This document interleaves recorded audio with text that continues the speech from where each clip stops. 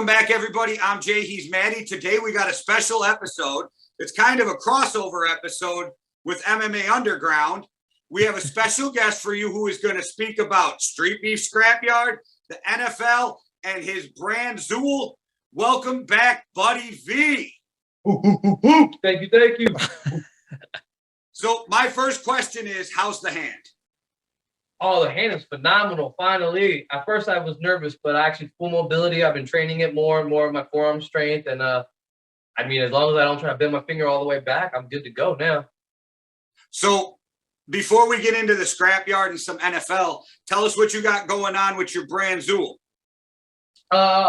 So, I mean, as you see, I have the flag in a new area. I just moved out of my own office now. Make all my own merchandise, all my own everything. I have a website up. It's Zuel-world.com. And as you see, I actually show these bad boys off. Bam! I got these sweats I just finished making right here. I got my sweatshirt. Booyah!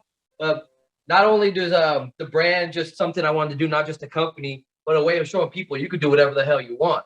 I mean, what's the worst going to happen? You get hit in your face. I come up, I get hit in my face, and I'm still doing what I want. No one's going to tell me no. And I'm going to work hard, and I'm going to take everything that I want. And anyone can do it because, I mean, it's all out there. Who's going to stop you? No one, really. So that's part of what it is. And with a new segment I'm about to be doing is I meet with a handful of different local entrepreneurs, artists, activists, and all sorts of everyone around, my area, Pacific Northwest, to kind of see what they're doing and shed a little bit of light on stuff in the community. So that's really cool as well. So then that way it's just showing that, once again, do what you want. I want to help shed light on everyone else in the area that want to grow as a person, as a small business, just as raising awareness to whatever it is that they're trying to do, because there's so much out there.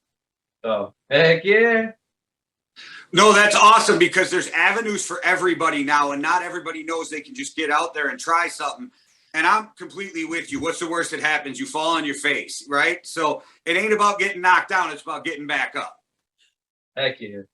Yeah, we were just talking before the show about how there's a new lockdown coming in lots of Europe and stuff like that. And we were talking about how, it actually might be a time to be thankful, because that's how me and Jay kind of started the podcast. We actually had time to do something that we loved to start with. So now's a great time just to go for it and just see what happens, and you'll really enjoy it. Absolutely. I feel like you said, the lockdown gives people a lot of opportunities to kind of showcase what it is they want to do, and showcase if it's really what they want. Because I know a handful of people were like, I'm going to start this, and a month into it, I have to do this every day. I'm not going to get famous off of my 2 videos and make millions of dollars. Yeah, it takes work. That's what I'm like, to be fair. I just need Jay to keep me going through and humble, that's what Jay's here for. He's the consistent one, and I'm the, why aren't we famous yet, Jay? Why aren't we famous yet? Well, it boils down to, Maddie, there's a 20-year difference between us, so maybe I'm a little more patient at this point. Also, you're still going to the university. You're still bettering yourself, trying to get your teaching degree and do what you need to do, on top of trying to support yourself, where I'm in a little different place in my life, so it gives me a little more time to focus on this. Heck yeah. Yeah, man. Anyway, let's talk some street beefs now. I want to find out when Buddy's next going to be punching somebody in the face. Yeah. Starting next year, January event. I wanted to fight in December as a Christmas gift to myself, but then the event got moved up, and with COVID happening, I was supposed to move, and then it got pushed out. Everything got delayed, so I was living out of boxes for a little bit until the place got finished. And so now I'm officially in my new place. So I'm training, I'm getting ready, and in January, I'm coming out, making my debut, starting the year off fresh. And in May, I'm actually fighting the West Coast boxing champion, Lil Diesel, at 155. So I'm ready. I got to get ready. I don't have a chance. I can't waste any more time. So I seen you in some of the videos doing stuff other than fighting. Talk about what you're doing with Steve and everybody at the scrapyard. I mean, I really love my involvement with the scrapyard. I never would have even thought it came to this. If you see on the back shipping container, the big scrapyard logo, I spray painted the whole thing, the fire chicken, the whole 9 yards. I hand drew stencils, rough drafts, and then I did all of it by paint, no stencils or anything like sometimes I do. With some of the fighters, I just love being involved, not just being like a corner man or running the alternate angle. I ran in the cage and helped with the camera work too, anything Steve needs. And there's even a couple fighters that are thinking about starting a little bit of a business or a shirt company or something. And I've not just been giving them tips and advice, but Monkey, one of the fighters, I'm doing a crossover with him, so I'll be making all his merch too, and a couple other people at a much more affordable price than some of the stuff you'll find online. Yeah, it's growing, and I love everything we do with Scrapyard. Steve lets me have a lot more involvement. Lets me do some stuff with Sasquatch with the name Scrapyard, which is pretty killer because I donate to the Scrapyard and whatnot like that. And I think it's going to grow to be something more than anyone could imagine. No, it's really exciting. I just know I was watching the videos, I'm watching fights, and I see you moving around, doing stuff. You're always involved. I think it's great. I mean, I follow you on social media, so I see your posts, and you're getting more involved in like with getting fighters to sign up for the fights, letting them know how to sign up for the fights, which for a lot of fighters is just big because they don't even know how to start to want to fight in the scrapyard. Exactly. And I feel like as the involvement, because like I'm one of the moderators on Facebook, is I'm not one of those people to, oh, I have this title, oh, I do this, oh, I do that. Well, are you proving it? Are you earning it? Because there's a difference between having a title and earning one. And I don't want people to ever say like, oh, you're doing this just because you're skating by. No, I work my ass off. I'm involved everything I can. There's a training session, I'm there. If something needs help, I'm there. I helped build the cage. I moved the turf. I painted the walls. You know, I've literally shedded blood, sweat. I'm tears in the car after a loss. But yeah. Don't cry in front of your opponent, man. That's the most important thing. Right. I don't hurt. I'll be right back. I'm just. Don't show them no, this is the guy who shattered his hand and was just excited about it. Only person I've ever met to be excited that he fucked his hand up. Heck, and I got a cool battle scar. I could just, oh man. So there's another scrapyard event coming up December 11th. Is that correct? Correct. Yeah. So I know we normally do it towards the third week of the end of the month. But with the holidays coming up and everything else, I know Steve wanted to make sure everyone, if they travel, okay, if they have plans with family, you know, it's not going to interfere because a lot of people did want to fight, but they didn't want to conflict with the scheduling. We have Fair Play from the OG yard coming up too. He's nice. Love Fair Play. Right. He fought Viking Warrior in Virginia. And when he comes up here, he's fighting Jay Gatto. Which is awesome because shout out to Heart in the Fight. Because they reached out to us, which was such an honor, and asked us to judge some of the awards this year. I know, man. So I'm like, absolutely. So they send me over the thing, and I'm looking through, and I see Fair Play, and I'm like, oh, that's got to be Fight of the Year. Then I see the next fight, and I'm like, wait, that might be Fight of the Year. I literally had to go through and rewatch all the fights to be fair because they're like, best knockout. I'm like, some of these knockouts, like, how do you decide? It was really rough. So I spent like a day going back through YouTube to watch it because it meant something to me that we got asked. So I wanted to put everything into it to be as fair as we could and make sure that we felt the right people got voted for. Man, it was such an honor, but you're right. Watching Fair Play and Viking. I mean, there's so many. You watch one of the better fights of Jay Gotham, even though he lost, was Jay Gotham and Preacher's Son. That was a great fight. That's a great fight. So, I mean, it was really hard to decide. It was such an honor, but yeah, I don't know how. But Street Beefs, no matter if it's the Scrapyard, if it's West Coast or whatever, the OG, they figure out how to put some bangers together.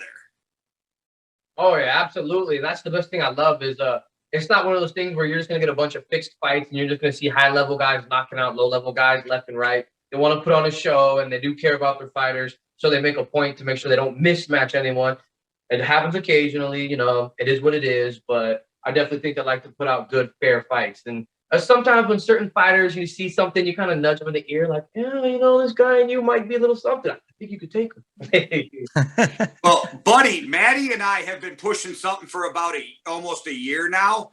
And since you're in Fire Chicken's ear, they need to have all of the yards meet together and like, you know what I mean? Like 155 versus 155, 170 versus 170.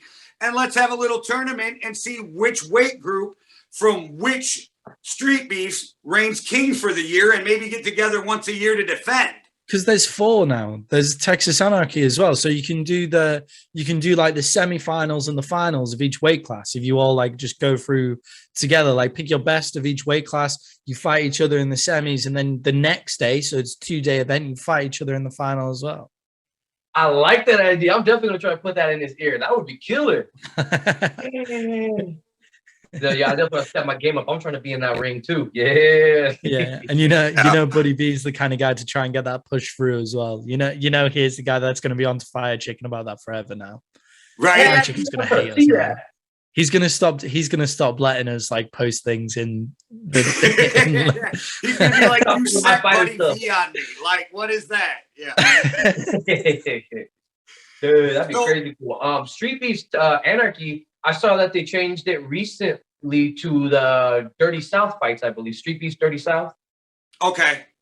All right. Okay, but yeah, if I'm correct, there's 4 branches now, which yeah. we haven't got a chance to talk to anybody from the Texas branch yet. I have reached out. It's kind of harder to get back and forth with them because unless they changed it, they have a page, not a group, which makes the interaction a little more difficult. Oh, that's okay. That explains a lot more. Sometimes I feel like I'm confused and I look at stuff and I'm like, it's me. It's just me. I'm gonna try later. So something I was really excited, and Maddie too, to get you on here for us, because if I remember correctly, I know you're a football fan, but you're a Steelers fan? Heck yeah, I'm a Steelers fan all the way. We can't all be perfect, buddy. It's fine. Says the Cowboys fan, so don't worry about it. Yeah, I was gonna say, did you guys just lose to the Raiders? No. Fuck's sake. Yeah, you do that. Me and Jay haven't made a video on that yet because it hurts so fucking much. I saw recently where the guy was gonna fight his family at Thanksgiving. They're all laughing. They're like, dude, it's a game. He's slapping food off the table. Oh yeah, that video is epic. That was me. So mad. That was me last week. Like, not last week. That was me on Thursday night. Because I have to, right. So just appreciate this, right? When the games kick off at 9, I have to be awake until like 1 a.m. and it goes to overtime. That's 1:30. I have to be at school. I have to wake up to go to school at 6 o'clock the next day. That's how loyal we're talking about, right? And I fucking stay up for that shit. That, like, it gets me all hyped up. I'm like, oh, it's all right. I'll just go to bed soon. We're down like 14. We're not moving the ball. All of a sudden, 3 scoring drives. What the fuck? I stay awake for that shit for him to throw the ball at Brown's feet. And I'm at school. I'm trying to teach a lesson to year 10, which is like whatever. They're like 15-year-old kids on a Friday morning and they don't give a shit about the Treaty of Versailles. And I'm trying to keep them awake. And Jesus, it was horrible. It was horrible. I just put a video on and nearly fell asleep. We just hit 2 of the things Americans love the most: the Cowboys losing and a Brit being pissed off. Sorry to make it all about me there, buddy. How are you feeling about the Steelers this season?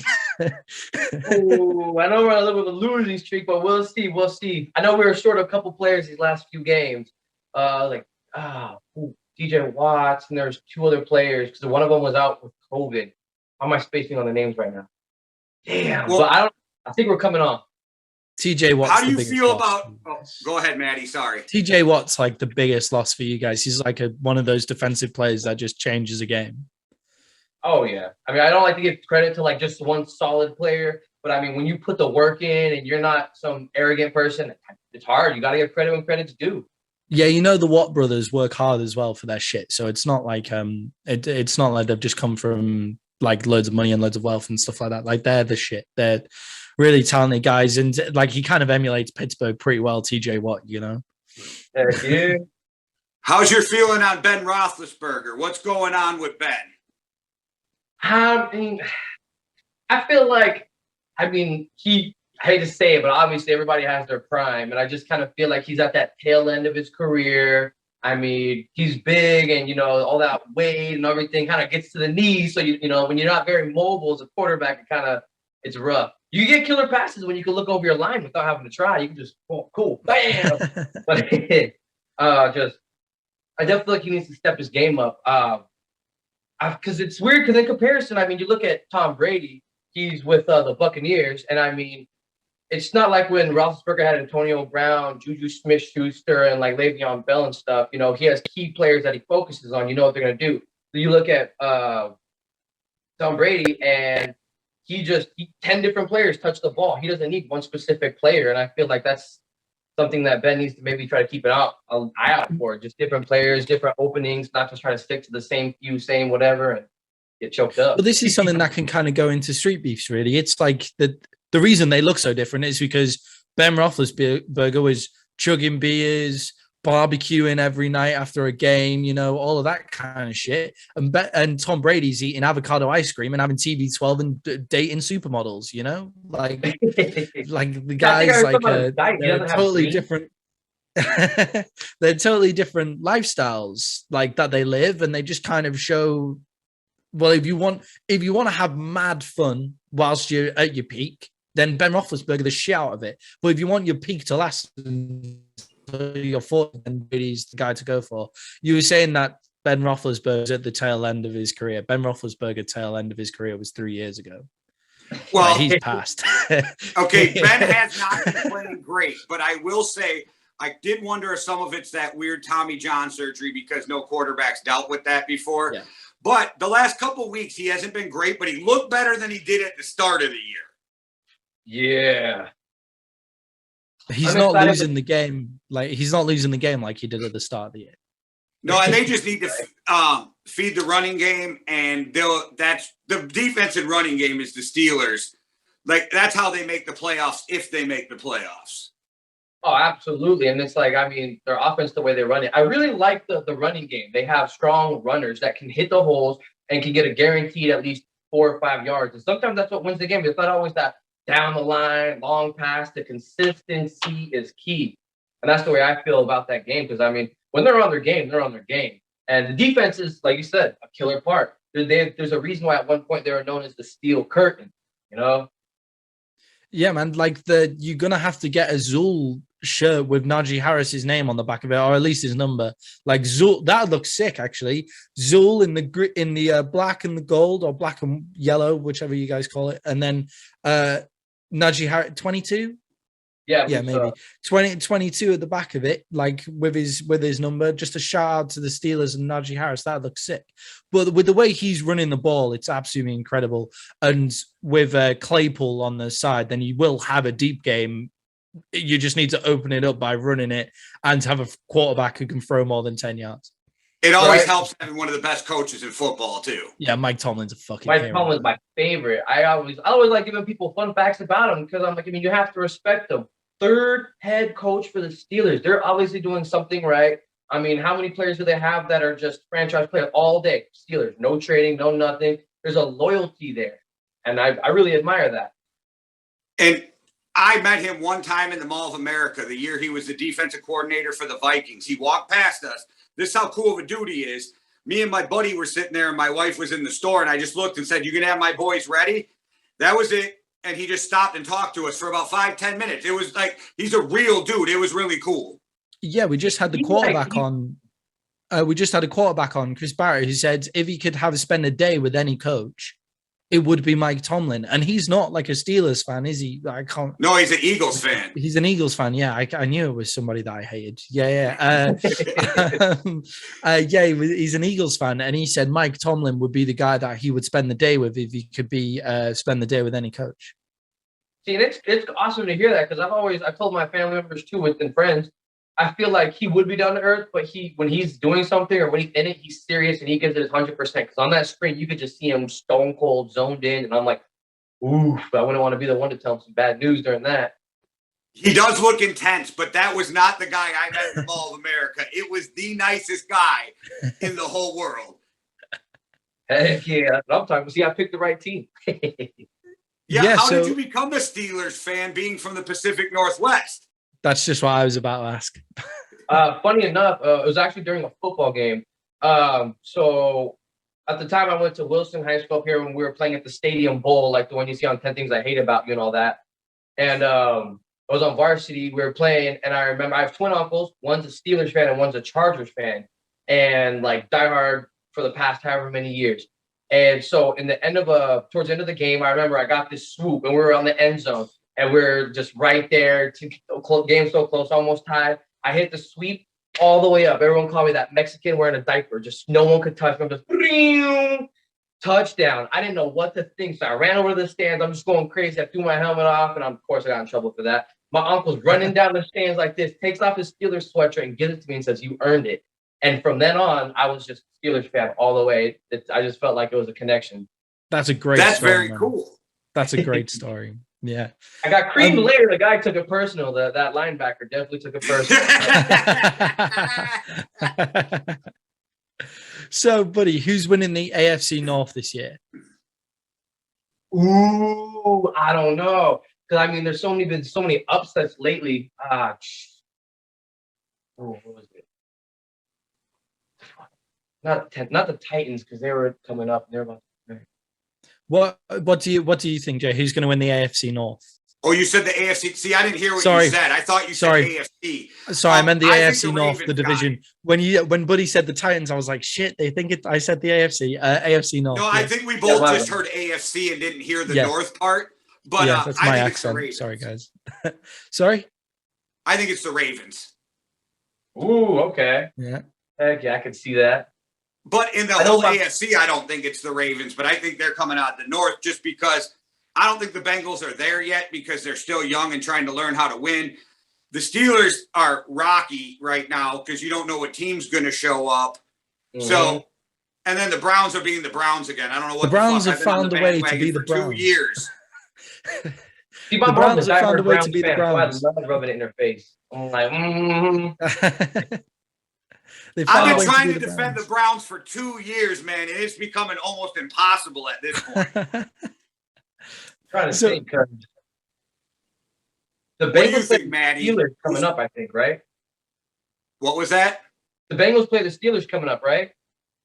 Yep. Tomorrow or Sunday or whatever. Or... Is it this week already? Yeah, I know. I was looking that they come pretty quick, and we just went through the picks, and I don't even remember. But yeah, the Browns have got the Ravens. Then they've got a bye, and then they've got the Ravens again. Steelers, Bengals, Ravens, Browns this week. It's the big week in the AFC North. That's why I was asking about the North. You know, it's exciting. Do you know what? I'm riding with the Bengals, and I don't know why, but I'm just feeling them. I just got that gut feeling when I asked that question that I don't know. There's something wrong with Lamar. Like he's ill and he's not ill, and I don't know. And there's something just a little off with him. And I think if the Bengals get a win against the Steelers, then I could see them kind of running the whole table. Buddy, I'm going to set you up right here with this question. How much do the Steelers beat the Bengals by this weekend? Ooh. I definitely feel like we have to upset the Bengals. But they're 4-2, and Steelers are 2-2, I think. Yeah, so I think we're probably going to win at least by 2 touchdowns. They're going to have to That's what I'm talking about. Be a fan. I love it. That's some fandom right there. That's some shit I would say about the Vikings if I wasn't superstitious. I definitely don't I would never say that shit about the Cowboys. I'm too much of a fucking pessimist. Yeah, because we don't have as much balls as a guy who gets into a cage and gets punched in the That's so fucking right, free. man. That's so fucking right. Jesus. If I say I gotta stand behind it. I love that. Honestly, hey, I love that. Watch them win by 14 now on Sunday. Watch. Yeah, man. Yeah. Sunday. It's they're definitely the team that comes out, man. It's not like the Seahawks. Oh man, I feel bad because if they're a fourth quarter team, you know, that's it. So if that gap is too much, sorry guys, you're already gonna lose it. I know they can't come back that much. It's not a video game. You're not getting 6 touchdowns in 1 quarter. So up where you live, almost everybody's a Seahawks fan, correct? Oh yeah, almost everybody. But the funny thing is, you'll see all the jerseys after like the Super Bowl they won. All the jerseys are from then on. I mean, you don't really see only a handful of diehard original fans. Okay, so you don't see the Matt Hasselbeck or the Alexander.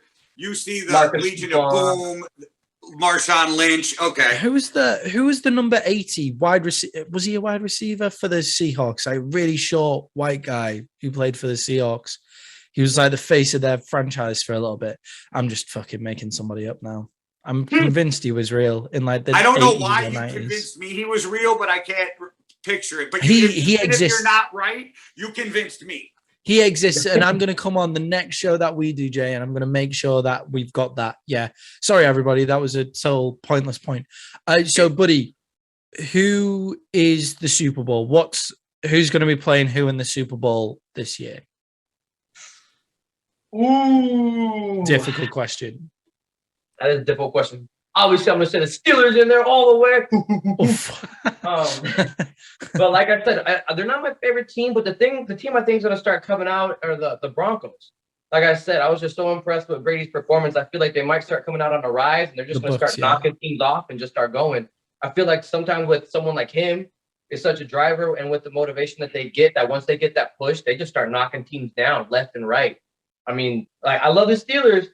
They have their moments, but it's definitely a little bit more of a ride. You know, 1 week they're gonna blow this team out the water, 4 touchdowns above. And the next week they're playing a horrible team, they're tying and then losing. What? Yeah, well, so everybody knows the correct answer is the Vikings Bills, but okay. Fair enough. Everybody knows the answer is not the Dallas Cowboys. So could you picture the Vikings Bills though? That was the most odd pick I could come up with on the top of my head right now. I could see it though. I genuinely could see that being the Super Bowl. The Stephon Diggs Bowl. Yeah, I'm never ever. I'm not going to say my pick because then I have to stick to it later on when we do the Yankee. I was being a smart ass. So. I can't just like swivel off it and pretend that I picked whoever's in the Super Bowl at the end, you know? Fair enough. Well, sorry, Ezekiel Elliott and Dak Prescott fans. Oh man. So I got to swing back because it just hit my head to some street beefs quick. So how did this fair play and our boy back again, Jay got him? How'd that happen? Ooh, I definitely, because like Viking Warrior and Jay Gotham are like, they're real good friends. They spar a lot. They train. They've known each other for a long time. And I feel like it's kind of like a duo. Like you kind of know Viking Warrior and Jay Gotham. And I feel like when Viking Warrior fought fair play, and that was one of our better boxers that we have, and he just really laid it down as a good fight. You look at some of our fighters around the same weight. You know, Jay Gotham also comes with that energy and just everything else. And I feel like while Viking Warriors brings it a little bit more in boxing, his Scotty Showtime fight was killer. Viking Warrior Scotty Showtime. Jay Gotham brings it more in the MMA because I feel like they each have the tools in their arsenal and they know what to use. So with fair play coming out, I felt like that probably would have been the best option. And you know, Jay Gotham's a real fighter too. He's not scared of anyone. He'll fight anybody. That's the way it should be. So luckily, he just needs the last fight before fair play goes pro. Oh, okay. I did not know that either. That's actually really exciting. And then I don't even know if you know or if they even know, but any word on when we're going to see Scotty Showtime again?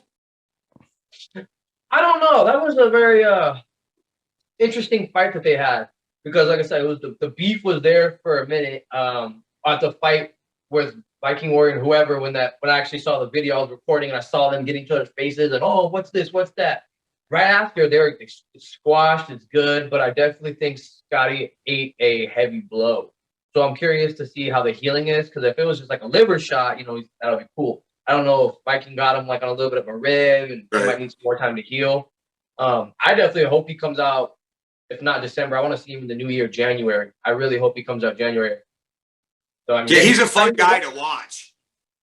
And you know, especially because when you're a fighter like that, on that caliber, whether you're winning, losing, whatever, you're going to have a target on your back and people are going to want to come after you. And I feel like Scotty now has that target where win, lose, whatever, there's a line of people that want to come up and fight you. Or like, you know, like Jay Gotham too. You know, there's a lot of people from the branches that are like, I want him when I come up. Like, all right, cool, bring him on.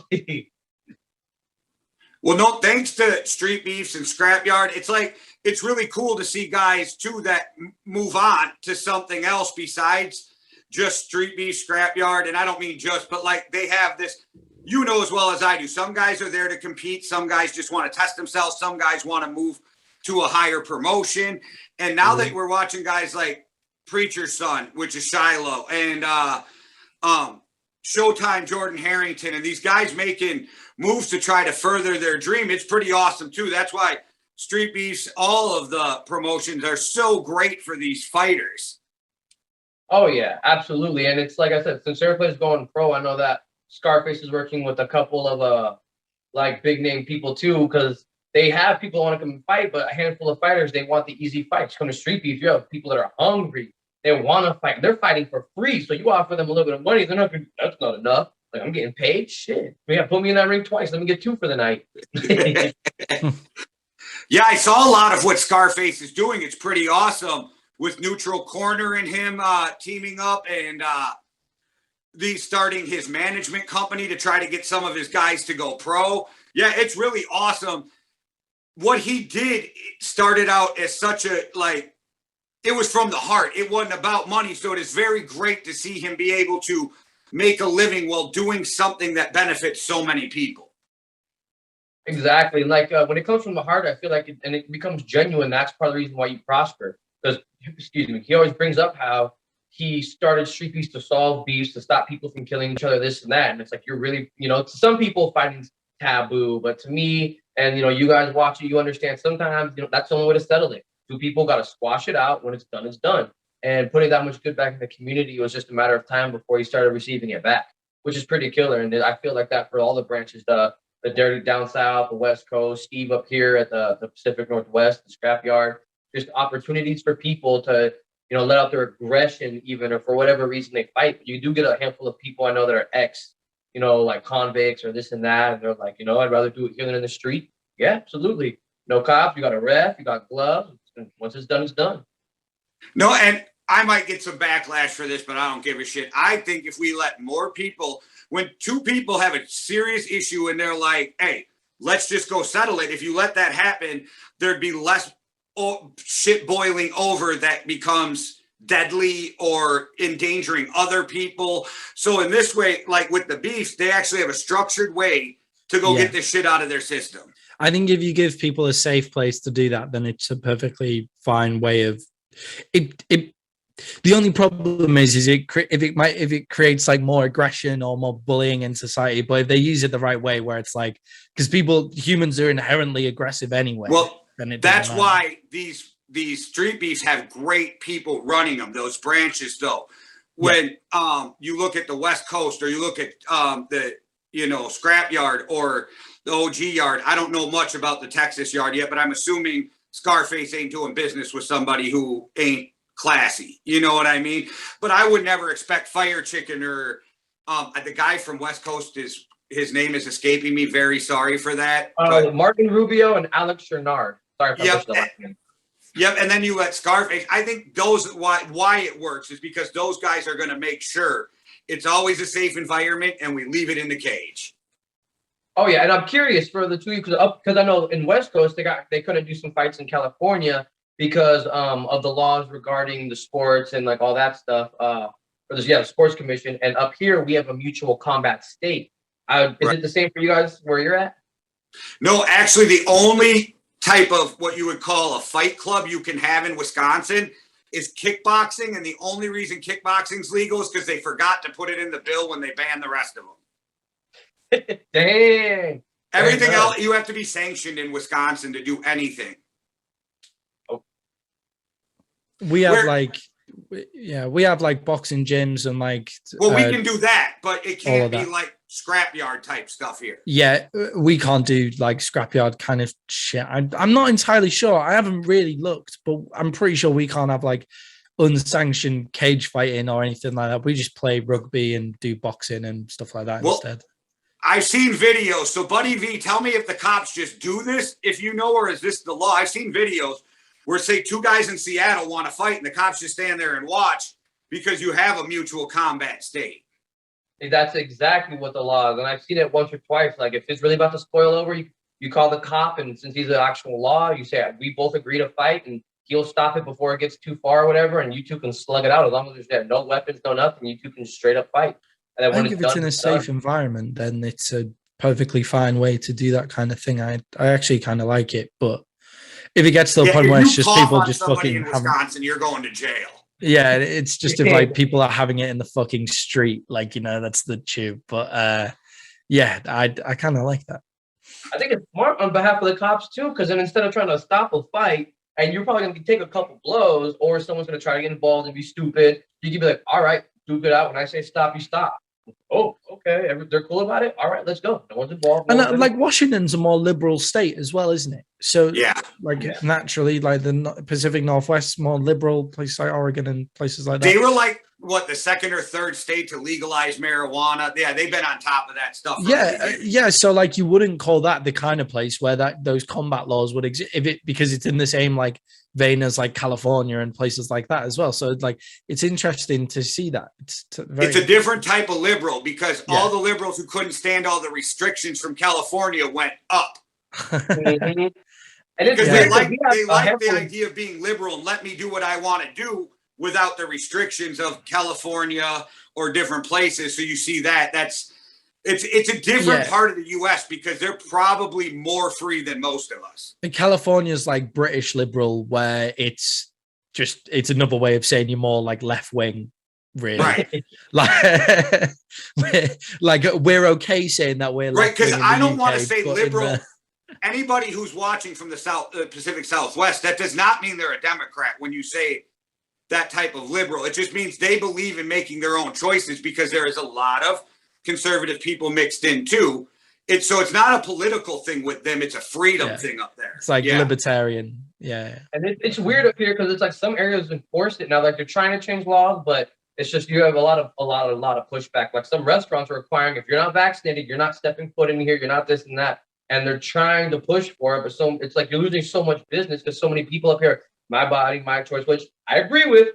You want to do your thing, but it's just like you have to understand you can't get upset when you're losing half your clientele because there's so many of those people up here. I mean, it's also the restaurant's choice to not serve you as well. That's what I think really needs to get put over in those kind of like my body. Choose what they want, not the government enforce. Yeah. It's like it's my body, my choice. It's like, well, it's also the restaurant's choice to not serve you if you're not vaccinated. So like that's totally fine. And like liberalism goes every single way. It's like if you want to be liberal, then everybody has to be liberal. You know, you can't just like decide which bits of liberal you want to be. Like you can't do whatever the fuck you want to do and not expect everybody else to do whatever the fuck they want to do. You know, in the UK, we are liberal in the sense of we're left wing, but left wing's a dirty word in the US. So I just want people to understand what I'm talking about when I'm saying that. Well, this isn't political for me because you know me, both sides can go jump off the cliff. But I will say I wouldn't mind living in the Washington area, except it rains all the time. Yeah, that's why we got the highest liquor and state tax. It's like shit. I mean, almost like 15-20%. So I mean, you're getting a bottle and you're like, oh, this on sale for $30. Cool. You go to pay. All right, it'll be $48.99. Huh? The hell? I still find it mad that you guys put on tax after. This is really going away from like what we normally talk about on this podcast, but it's like I'm enjoying it. I still find it mad that you guys put on tax after. I went to the States once and bought a coffee for like £3. Got to the fucking counter and they're charging me a $5 for it. Like what? What do you mean? It says £3 on the. It's £3. It says £3. $3. It's $3 on the board. What's happening here? Oh no, that'll be however much the tax is added on. Nah, fucking piss me off. I feel like, especially, I mean, it's the best way to get money up here because, like you said, it rains all the time. So if you can't go out like in California and do half the stuff you want to do, you're gonna be indoors. You're gonna be at a restaurant drinking. It's like, well, everyone can just drink, so let's just charge as much as we can. There you go. Yeah, that's actually a good way to get the tax on it. Yeah, that's a great point. And everybody, that is why there's street beefs in Washington. That's how we started off that fight. And that's why when you watch their videos, the weather ain't always the greatest. I've seen it where there's steam coming off of them from it being so cold. There's rain while they're fighting, but that's what makes it great. I love that shit. It's what the British scrapyard would look like. That is 100% what the British scrapyard would look like. It's snowing outside right now, but that shitty snow, not like the nice snow that you guys have, where it like lays and looks all pretty. Ours is slush and shit like that. Like we'd be fighting in like, you know, like the muddy slush, like where the cars are all in it. That's what we'd be fighting in if there was a British scrapyard next. Yeah, like the end of Green Street Hooligans. Yeah. Oh man, we speak about that at length. Me and Jade, like whenever we finish a video, we'll just chat about Green Street Hooligans all the time. That's because I'm blowing bubbles, pretty bubbles in the air. Yeah, bubble. Yeah. That is the fucking worst East London accent ever. Buddy, that guy's from Newcastle. People on the podcast, if you like Green Street Hooligans, go watch a movie called The Football Factory. All right. It's kind of like Green Street Hooligans, but it was made for them over in Europe instead of made for us in the U.S. Yeah. Oh, even better. I've So been in it'll a be the few real football football. fights. Like I've been in a few football fights and stuff like that. It is something that happens, but not to that level.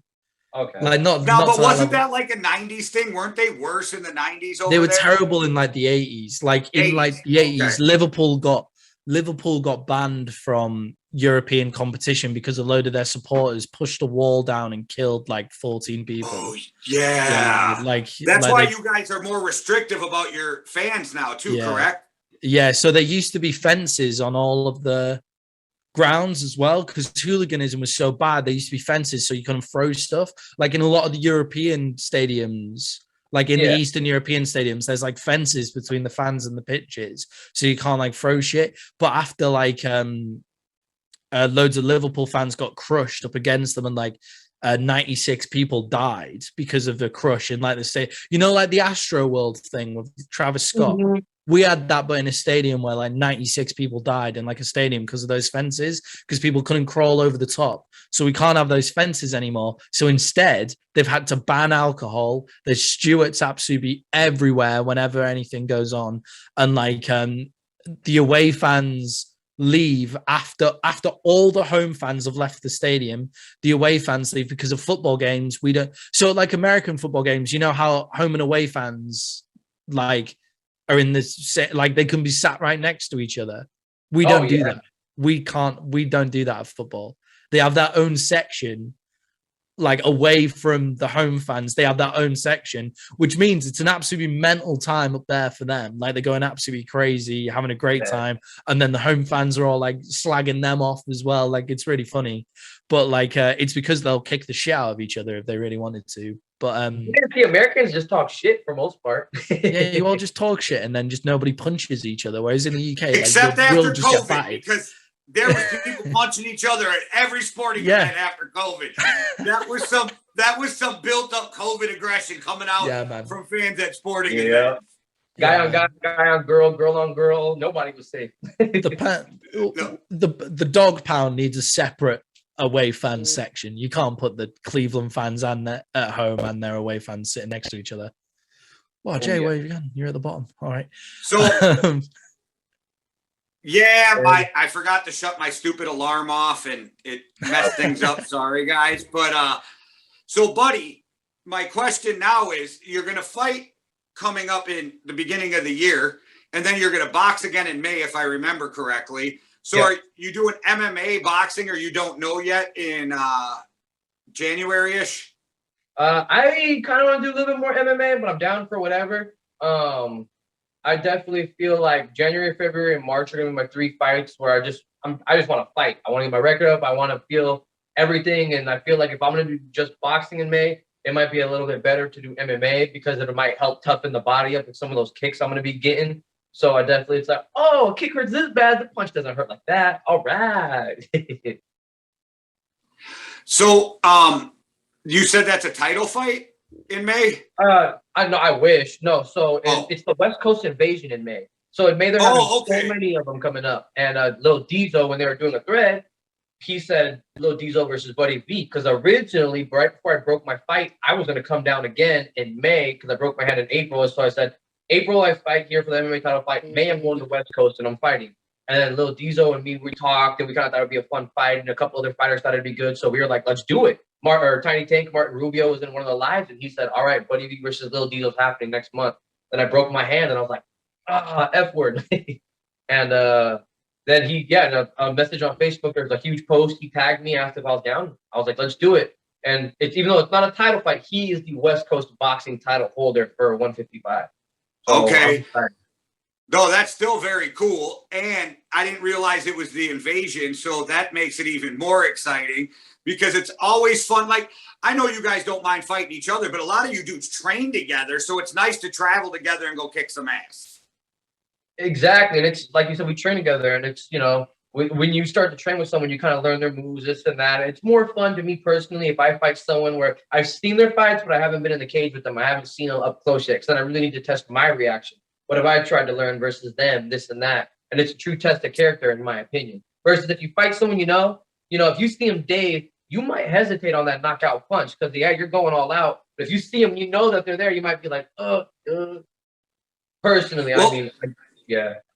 what weight? Because I can't remember. Does Crazy Legs fight at? He fights around like 155, I believe, as well. I remember when he first started off, he was a little heavier, around like 160, maybe 165. But he's been training for Warriors and putting in a lot of work with them and on his own. And he started toning up, dropping some weight. So yeah, I think he's I sitting need that around. fight. You and Crazy Legs, because you're two of my favorite personalities over there, man. I love you guys. I need that fight. That'd be fun because we trained once or twice when we first kind of started both coming out to the scrapyard. And I remember, during the sparring session, we both were just like back and forth. So it was fun. And we never really trained after that. So like we haven't been able to meet up. But I definitely think that would be a killer one because he improves every fight. Every fight. Yeah, I think you both do. I know you've been out with your hand for a while, but if you go and watch your fights, I think like you can see your growth fight by fight. It's pretty awesome. And that's just like two guys who have never trained anything. I mean, outside that I did a little bit of wrestling in school. You know what I mean? So I've never trained shit and I can see it. Thank you. I usually stay away from the comments, but when I saw my recent comments on my Doughboy fight, I saw a few people say, hey, Buddy V is improving. If he actually got into a gym or if he actually got personal training or actually like properly instructed, he would become a threat. And so I feel like if I'm able to do that beginning growth by myself, it really shows what you can do. And so, yeah, I'm here, but I'm not gonna be able to make that next jump until, I get proper training or proper help. And then that way people can expose my weak spots, expose what I'm doing wrong. And from there, it'll be fine tuning and woo, nice cruising. So you're going forward to doing that? Are you going to look at like going into a gym or doing any of that kind of stuff? Oh, yeah, absolutely. I wanted to train for Warriors. I was going to go see them once or twice a week. And one of the things I've been doing is hitting up a few of the other fighters from the scrapyard. And I'm trying to get around with Karate Gandalf, Mad Dog, and Brickhouse. I know they all trained. We were training together for a little bit. Mr. Wu had his fight. He had one fight at the scrapyard.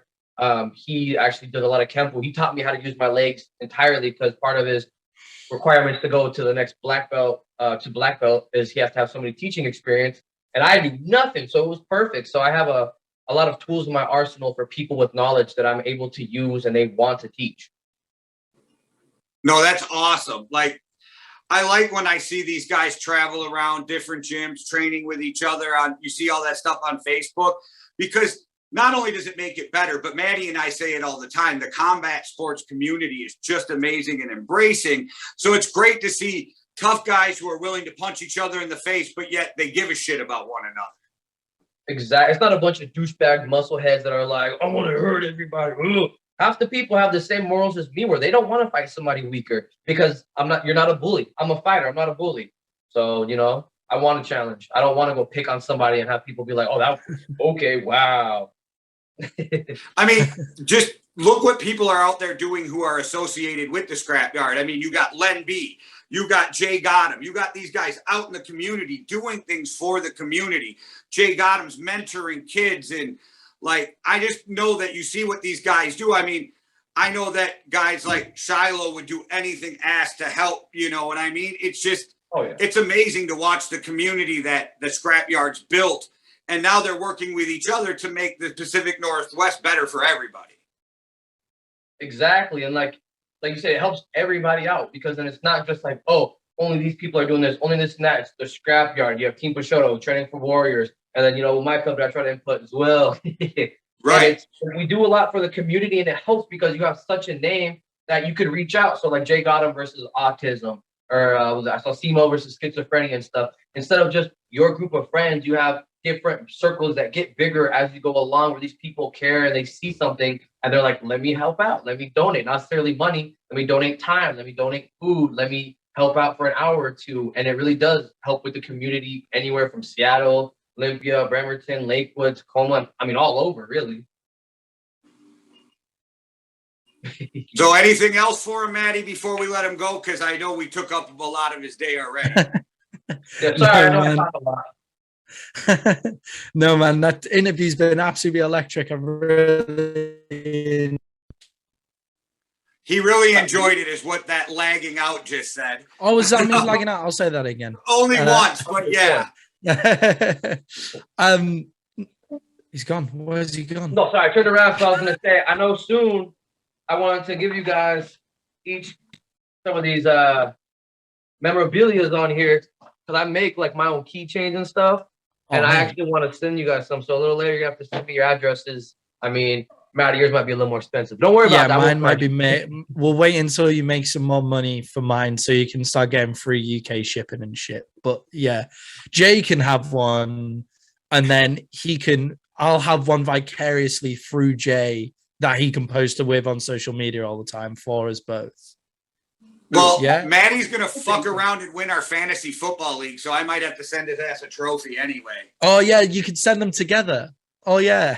It's starting to look like Maddie might win that fucking thing, which really hurts me deep in my heart, but whatever. Oh. Hey, we'll get you on the next season. Next season fantasy league. I know I was going to get him in this year, and then the last spot got taken right after I asked him. Oh, I felt bad. Yeah, I was in the middle of some stuff. I was like, man, because my mom does fantasy football, and she likes to rag on me. So I'm like, next year, man, we got you. We've got you the perfect league. We'll have a Yankee and the Brit X StreetBeefs Scrapyard fantasy football league where we all play each other. Like Jay Gotham's got a team. Yeah, we just got to play StreetBeefs guys in a fantasy football league with us. That would be awesome. I don't want to be in Jordan Harrington's football fantasy league team because he actually knows what the fuck he's talking about. I haven't played that shit before yet. So had 32.6 yards yesterday with 4 catches. And like, oh, damn.